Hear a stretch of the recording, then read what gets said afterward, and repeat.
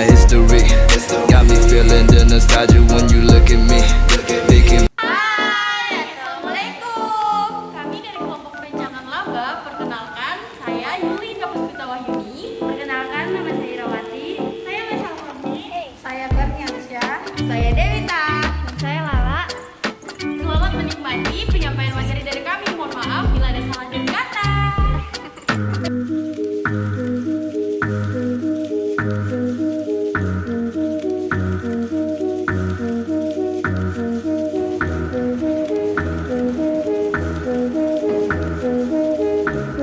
Deskripsi penganggaran bertujuan untuk membantu pemilik usaha dan manajer untuk menyusun rencana ke depan dan kemudian melaksanakan pengendalian dengan membandingkan antara kondisi yang sebelumnya terjadi dan yang diperkirakan dan anggaran. Selanjutnya penganggaran, perencanaan dan pengendalian. Yang pertama di sini ada penganggaran. Penganggaran adalah rencana keuangan untuk masa depan dan merupakan komponen penting dari perencanaan. Selanjutnya perencanaan. Perencanaan memandang ke depan untuk mengetahui tindakan yang dapat dilakukan dan mewujudkan suatu tujuan. Selanjutnya pengendalian. Pengendalian melihat ke belakang, menentukan kondisi yang sebenarnya terjadi dan membandingkan dengan hasil yang direncanakan sebelumnya. Kemudian keunggulan penganggaran. Yang pertama perencanaan. Perencanaan penganggaran mendorong para manajer untuk membangun tujuan perusahaan secara menyeluruh, memperkirakan berbagai permasalahan dan mengembangkan kebijakan masa depan. Selanjutnya ada informasi. Informasi untuk pengambilan keputusan dan anggaran meningkatkan hasil dari pengambilan keputusan. Selanjutnya standar evaluasi kinerja. Standar evaluasi kinerja anggaran menetapkan standar dan dapat mengendalikan penggunaan sumber daya perusahaan dan memotivasi para karyawan. Terakhir, meningkatkan komunikasi dan koordinasi. Anggaran tenaga kerja langsung. Tenaga kerja langsung atau direct labor budget menunjukkan total jam tenaga kerja langsung dan biaya tenaga kerja langsung yang dibutuhkan untuk jumlah unit dalam anggaran produksi. Selanjutnya anggaran overhead. Anggaran overhead atau overhead budget menunjukkan biaya yang diharapkan seluruh biaya produksi kecuali biaya bahan baku langsung dan tenaga kerja langsung. Anggaran persediaan barang jadi akhir.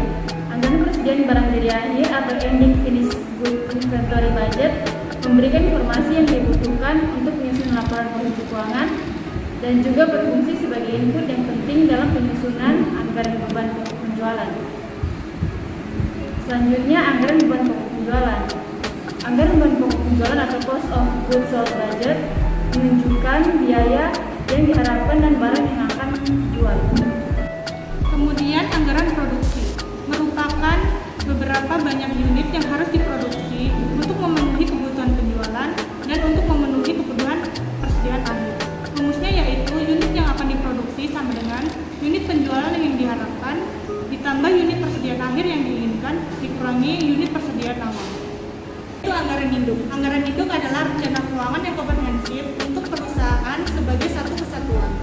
Komponen utama dari anggaran induk yaitu anggaran operasi, yaitu menggambarkan aktivitas suatu perusahaan yang dapat menghasilkan pendapatan berupa penjualan, produksi, dan persediaan barang jadi. Yang kedua yaitu anggaran keuangan merinci arus kas masuk dan arus kas keluar serta posisi keuangan secara menyeluruh. Kemudian anggaran produksi merupakan beberapa banyak unit yang harus diproduksi untuk memenuhi kebutuhan penjualan dan untuk memenuhi kebutuhan persediaan akhir. Rumusnya yaitu unit yang akan diproduksi sama dengan unit penjualan yang diharapkan ditambah unit persediaan akhir yang diinginkan dikurangi unit persediaan awal. Anggaran yang selanjutnya yaitu anggaran pembelian bahan baku langsung. Anggaran pembelian bahan baku langsung menjelaskan jumlah dan biaya bahan baku yang akan dibeli pada setiap periode.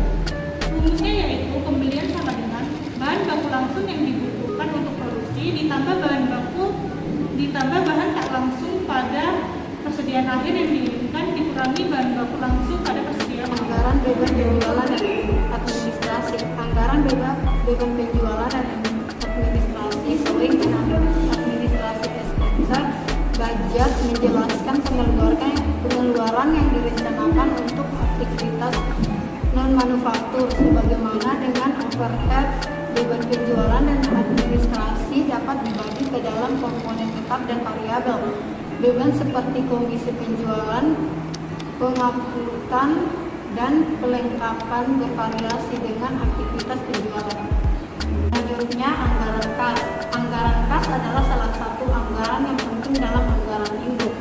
Struktur dasar anggaran kas atau kas budget meliputi penerimaan dan pengeluaran kas, kelebihan atau kekurangan, dan pendanaan kas. Selanjutnya, pengeluaran kas. Membuat daftar semua pengeluaran kas yang direncanakan selama satu periode, namun semua beban yang tidak memerlukan pengeluaran kas tidak dimasukkan dari daftar pengusutan. Selanjutnya, kelebihan dan kekurangan kas dengan menambah baris agar memperlihatkan pinjaman atau pembayaran kembali yang diperlukan guna memperoleh guna kas minimum yang diinginkan. Saldo akhir pendahuluan disebut dengan kelebihan kas atau kekurangan kas. Menggunakan anggaran untuk evaluasi kinerja. Keselarasan antar tujuan manajerial dan perusahaan disebut dengan keselarasan tujuan atau goal congruence. Perilaku dysfunctional behavior adalah perilaku seseorang yang mengalami konflik dasar dengan tujuan perusahaan. Kemudian, fitur utama dari perilaku positif. Yang pertama adalah umpan balik yang sering pada kinerja. Yang kedua adalah insentif moneter dan non-moneter. Yang ketiga adalah penganggaran partisipatif. Yang keempat adalah standar yang realistis. Yang kelima adalah kemampuan untuk mengendalikan biaya. Dan yang keenam adalah ukuran untuk mengendalikan biaya. Penganggaran partisipatif. 3 masalah potensial. Yang pertama yaitu menetapkan standar yang terlalu tinggi atau terlalu rendah. Yang kedua yaitu membuat selek anggaran atau sering disebut juga melapisi anggaran atau padding. Dan yang ketiga yaitu partisipasi semu. Selanjutnya yaitu standar yang realistis. Anggaran harus mencerminkan realitas operasional berikut. Yang pertama yaitu tingkat aktivitas aktual, yang kedua yaitu variasi musiman, dan yang terakhir yaitu efisiensi. Nah, yaitu kemampuan mengendalikan biaya. Biaya yang dapat dikendalikan atau controllable cost adalah biaya yang dapat dipengaruhi oleh manajer. We got history, got me feeling the nostalgia when you